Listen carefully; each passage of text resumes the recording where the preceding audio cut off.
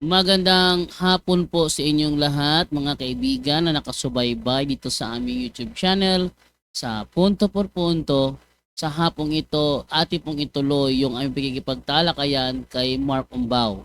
At sa episode nito, matutuklasan natin kung kinikilala ba ng Katoliko na Diyos sa mga rebulto. At based po sa mangyayari ito sa video ito, magkakaroon ng mainitang talakayan kasi natuklasan na ang kinukontra pala ni Mark Umbao ay hindi ang aral ng Katoliko, kundi ang sarili niyang interpretation sa aral daw ng Katoliko. Yan, so yan ang ating panoorin sa hapon na ito. Ituloy po natin. Kaya sa mga bago pa po sa aming channel, please po don't forget to hit the subscribe button at ang notification bell para maging notified kayo sa bawat video na ilalabas ko sa channel na ito. Kaya wag na po nating patagalin. Simulan na po natin.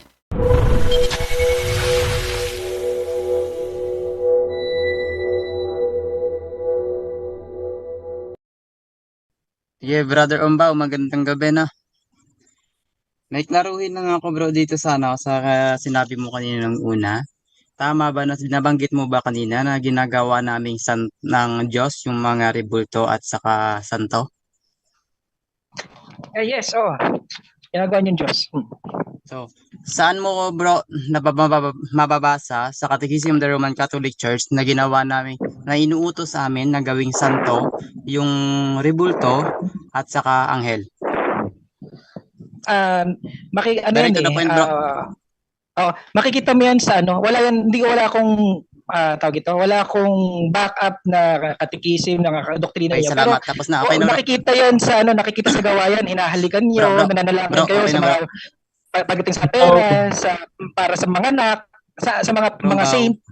Okay na, bro. Nananalangin kayo. Direct to the point Turuan lang, niyo bro. yung mga membro niyo na wag gawin yun para hindi maging Diyos yung santong yun. Ang tinatanong sa iyo, aral namin, hindi yung unawa mo. Ano ba talaga tinitira mo? Aral namin o yung unawa mo? So, ano tinitira mo? Ano, Umbaw, tanungin ko nga sa'yo. Anong tinitira mo? Aral namin o yung unawa mo? Ang tinitira ko practices nyo, yung mga pinaggagawa nyong kalapastanganan. Yung practices ba namin based sa aming official teaching o hindi? Problema nyo na yun kasi hinahayaan nyo, tinotolerate nyo pa nga eh. Pag Sagutin mo, para maging balido ang sagot mo, para maging balido naman ang argumento mo, yung practices ba namin is based sa aming official teaching o hindi? Maaring oo, maaring hindi, nakabase sa official na teaching O, nyo. yan, Pero tinotolerate nyo, ibig sabihin, kung yung si father nyo, yung pope nyo, hinahalikan yung santo, gagaya talaga yung mga membro. Di ba hindi hipo-hipo ng father nyo yung may picture ako, gusto niyo send ko ngayon. May picture yan na inihimas-himas yung santo, kaya gagawin din mga membro nyo. Hindi yan ang tanong niya. Ikaw talaga. Bro, direct to the point lang, bro. Magtatanong si Aljo ng Davao, ang sagot mo nasa General Santos. Brother, go ahead. Ano ba tanong mo uli? Direct to the point lang, bro, yung sagot. Yung tanong ko lang naman kasi, simple lang naman eh. Saan mo mababasa sa Catechism of the Roman Catholic Church na ipinag-uutos sa amin na gawing santo, na yung mga santo at anghel ay gawing Diyos? Yun lang. Kung wala kang mababasa, wala. Yun lang yung gusto kong sagot. Walang mababasa. Sabi ko, di ba, walang mababasa. Pero, yung practices nyo, tinuturo ng action ng father nyo, yung turo na mas matindi sa nakasulat nyo sa katekism. Kasi ginagawa nga niya para tularan ng mga membro. Mas matinding doktrina yon yung ginagawa ng father. Wala, Brother Aljan, sabi niya, walang mababasa. Dahil wala. Bro, pwede may kahilingan ako sa'yo, bro. Pag nagtanong ako, bro, direct to the point, bro. Pag nasabi siyang wala, hindi ko kaya pinagagalitan Dahil ang usapan kasi dito, ang basic rule ng Doctrinal Talakayan, straight to the point ang tanong, straight to the point ang sagot.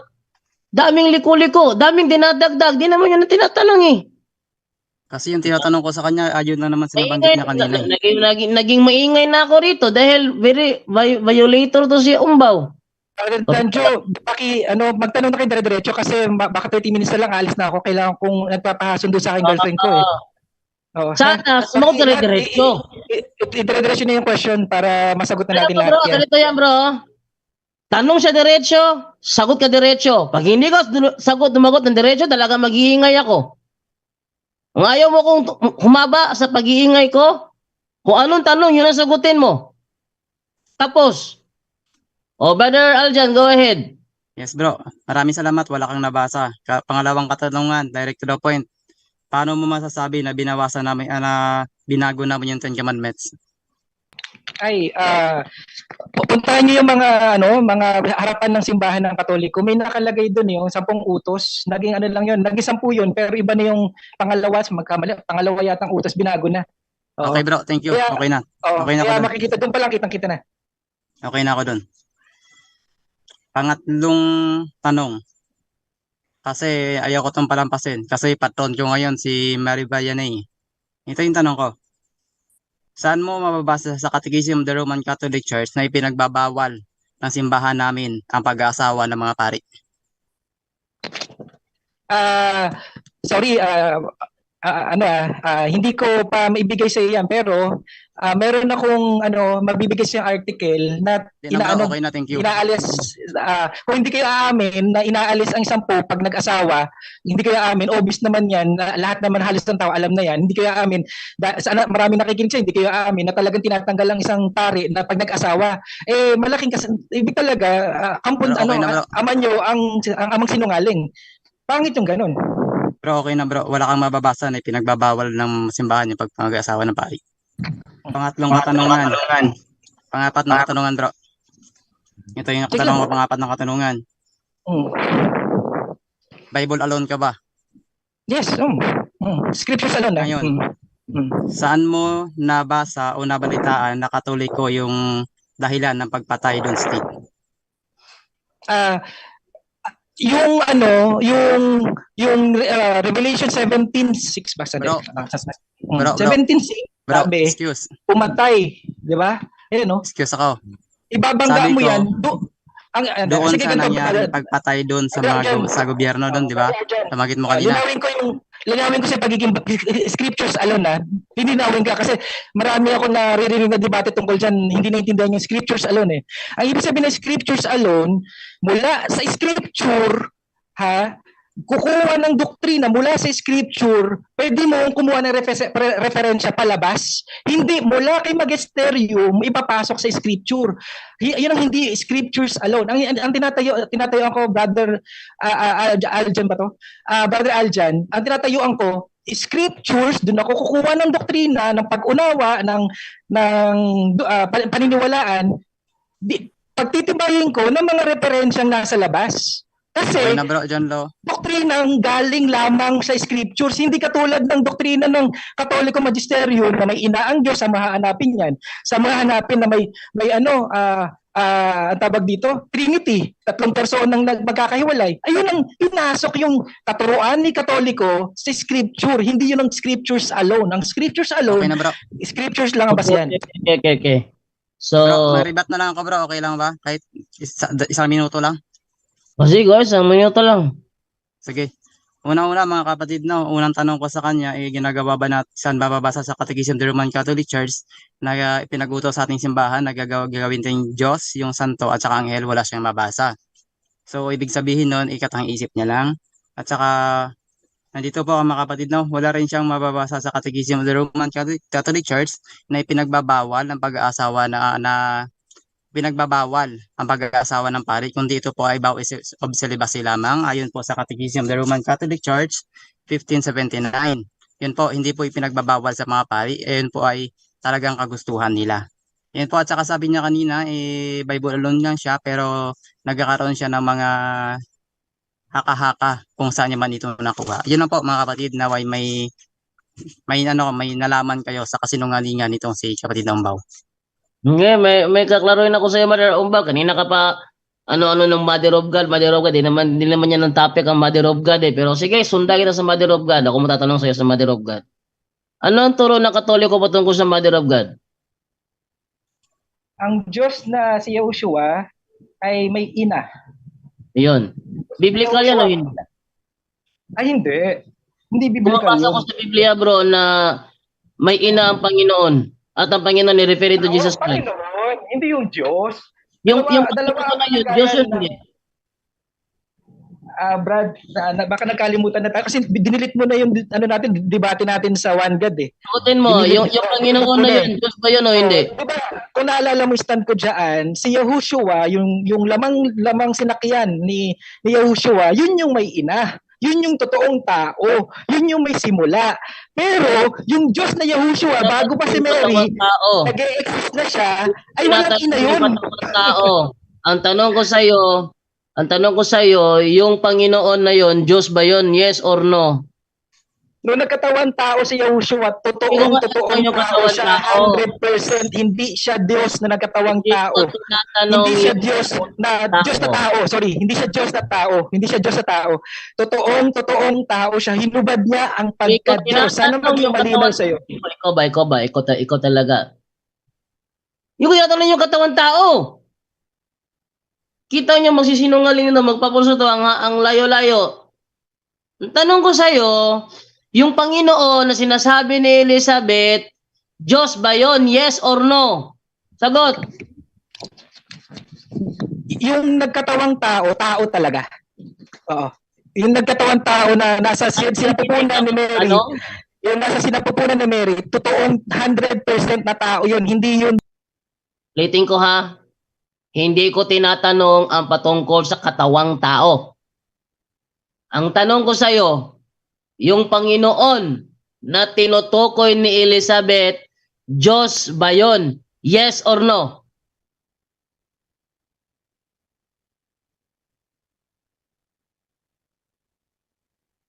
Ano? O, di na magsalita.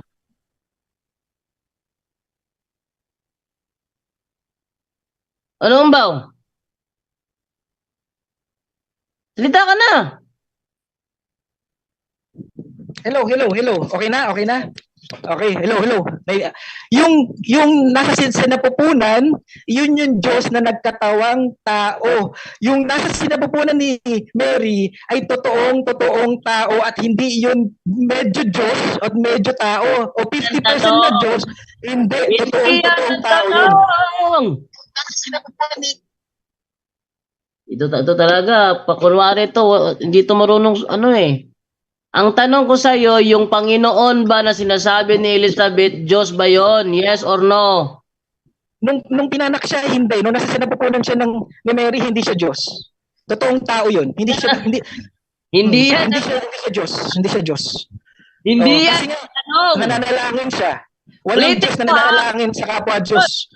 Walang Diyos na hindi alam ang end of the world. Walang Diyos na natutulog. Walang Diyos na nasusugatan.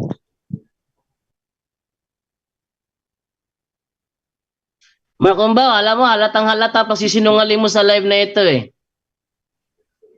Very simple ang tanong ko, hindi mo sinasagot ng diretso eh.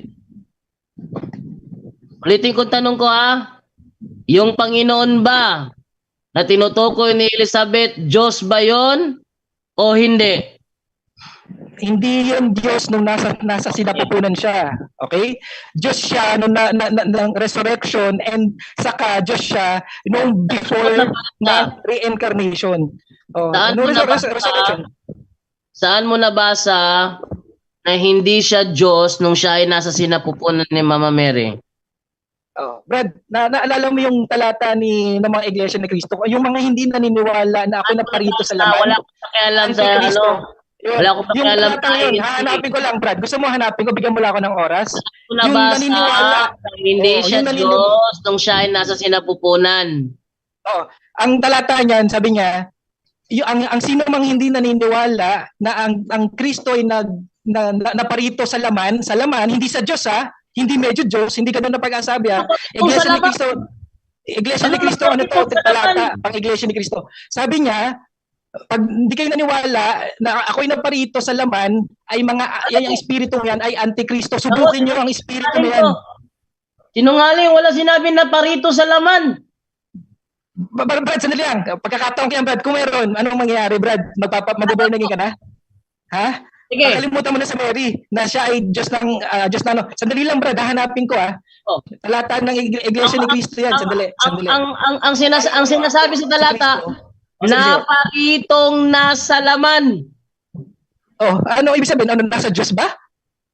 Yes, Diyos.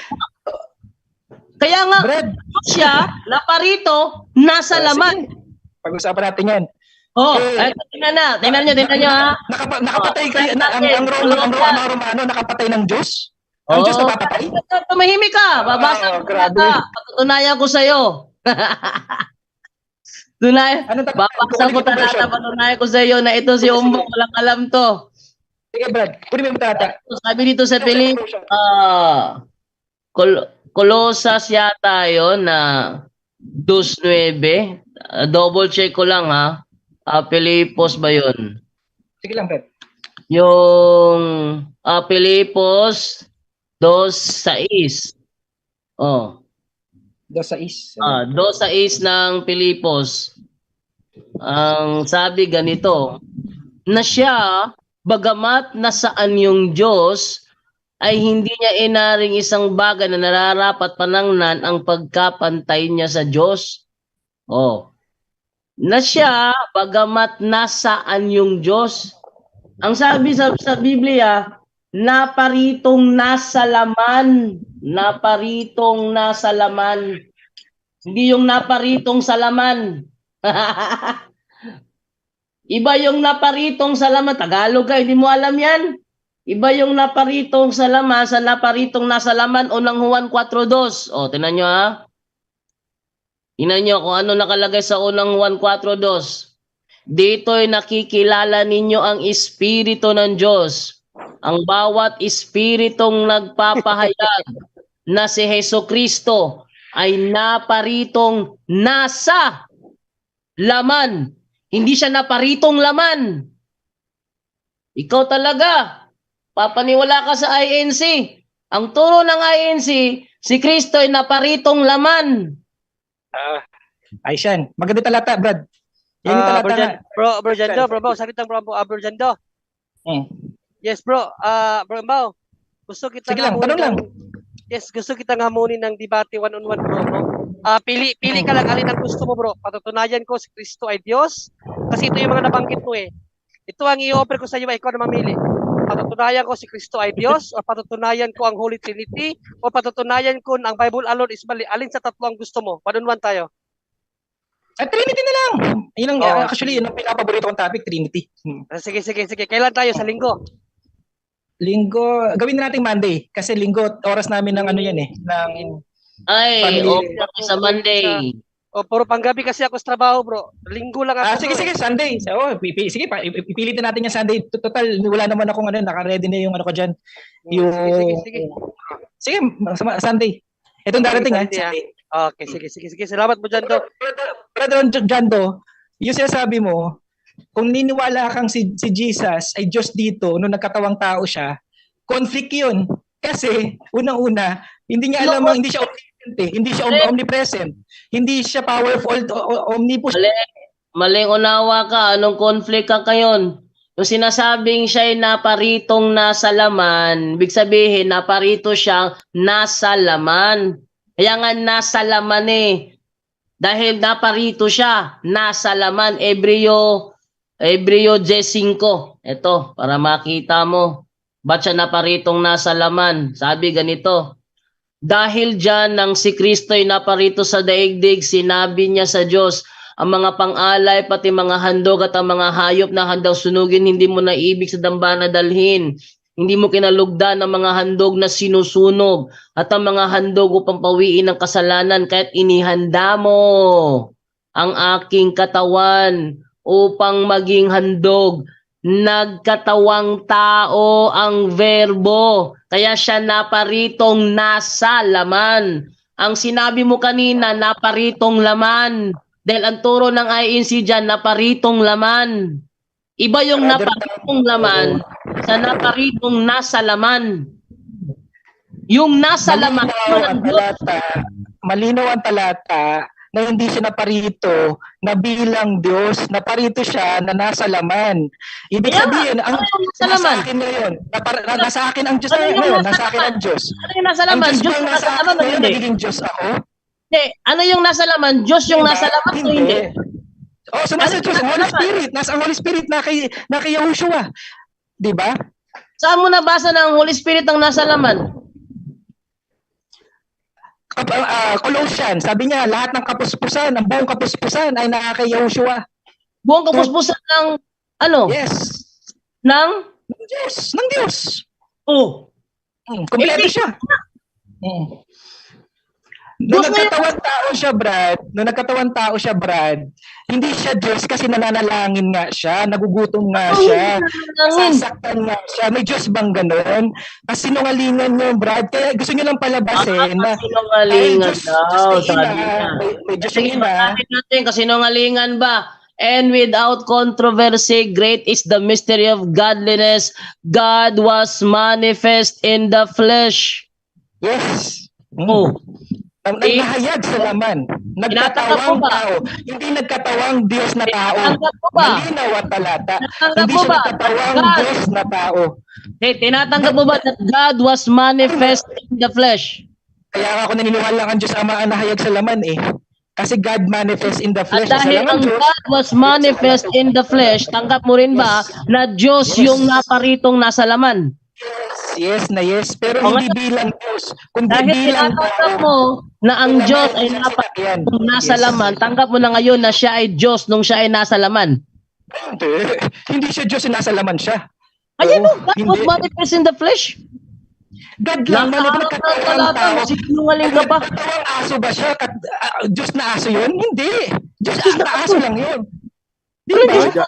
Punta ka sa aso. Sabi ng talata, Brad, nagkatawang tao, hindi nagkatawang taong Diyos. Hindi. Nagkatawang tao. May sinabi ako nagkatawang taong Diyos? Yun yung pinalalabas mong interpretasyon, Brad. Sinungaling Diyos ko siya. ah. Habang Oy. nasa laman siya, ay Diyos na tao siya. Mali yun. Mali yun, Ikaw Brad. ang Kasi nga, nagkakamali, hindi wala niya akong alam eh. sinabi na Hindi niya nga alam ang katapusan ng mundo eh. 'Di ba? Nasasaktan siya. Roman Empire nakapatay ng Diyos. Aba, ang tindi naman nun, nakapatay siya ng Diyos. 'Di ba? Hindi na mamamatay ang Diyos. Paano mamamatay, maibibigay tayo ng buhay niya kung hindi siya namamatay? Kasi ang ibinigay niya, yung sinakyan niyang laman, na yun ang bubuhos ng dugo. Yun yung mamamatay, yung laman. Yun yung Diyos, kailan naman hindi na mamamatay yun.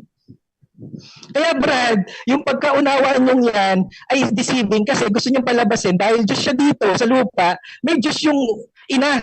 May ina yung Diyos. Sinungaling, bago pa nga si Mary, Diyos na siya eh. Di ba? Kaya malaking kasinungalingan na si Kristo, nung nagkatawang tao, Diyos pa rin siya.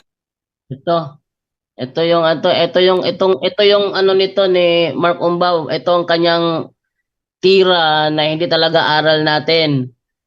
Kaming Katoliko, Mark Umbaw, natuturo kami that Mary is the mother of God dahil Diyos si Kristo.